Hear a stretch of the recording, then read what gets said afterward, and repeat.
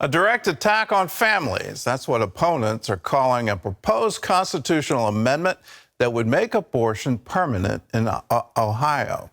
Well, one freshman lawmaker is on a crusade against the legislation, and she's leaning on her faith to fight for life.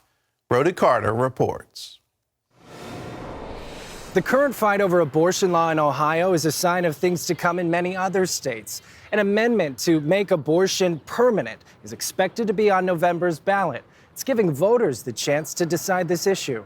With the overturn of Roe, every state has to determine what the law will become.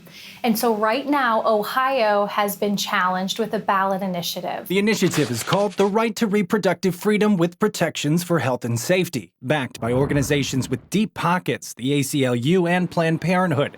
Its passing would cement abortion rights into Ohio's Constitution. CBN News reached out to those behind the amendment and received no response. In the scriptures, it says that children are a reward, they're a heritage, they're a blessing. They are not a burden, but they are a gift from God. Fighting for life is central to freshman state representative Melanie Miller's platform. I had no idea the overturn of Roe would take place in the midst of my campaign last year. Years before taking a seat in Ohio's House, Miller spent most of her time volunteering at Ashland Pregnancy Care Center. Today, in addition to serving in Ohio's State House, Miller runs the same center that sparked her passion for life. The work of the Pregnancy Center, it is key. It is God's work. It's fighting against life and death each and every day. And when they've seen their baby on an ultrasound and they can see the smile or they see the fingers and toes and they thank us, for the first time, they felt joy about being pregnant. Witnessing this hope firsthand is why Representative Miller is all in on stopping the advancement of the proposed abortion amendment. Pro-life leaders, though, tell me a big challenge is the wording in this amendment. They're concerned if passed, it would strip away parental rights for not only abortion, but also gender surgeries. We know that if they are successful here, they will be coming for constitutions and children all over the country.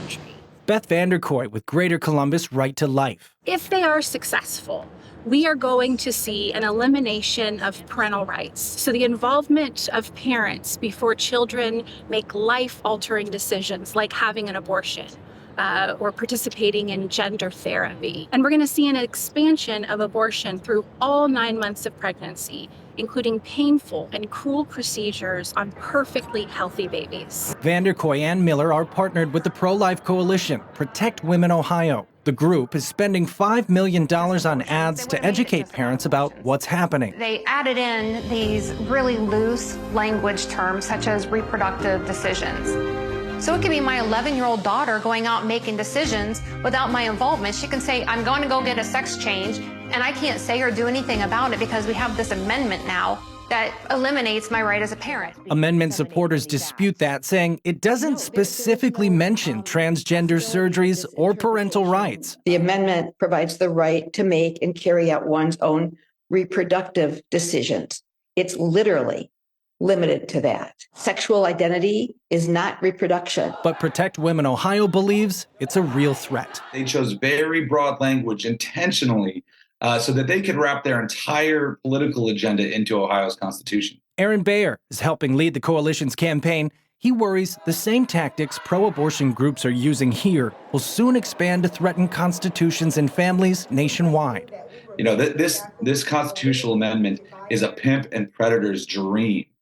Because now they're able to prostitute out women, to coerce women, to pressure women, and then cover up their crimes and evidence through abortion. This amendment is anti-parent, it is anti-life, and it is far too extreme.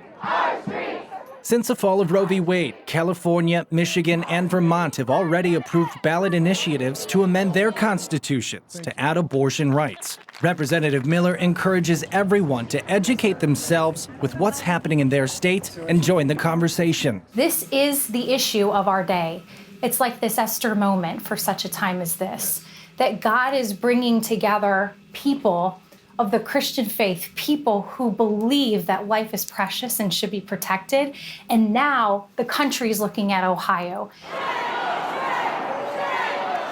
Politics at the State House ignited protests that spilled into the chambers when GOP lawmakers passed a measure that would make it harder to pass the amendment in November. Now, voters will decide in August if constitutional amendments need a 60% supermajority approval rather than the current simple majority.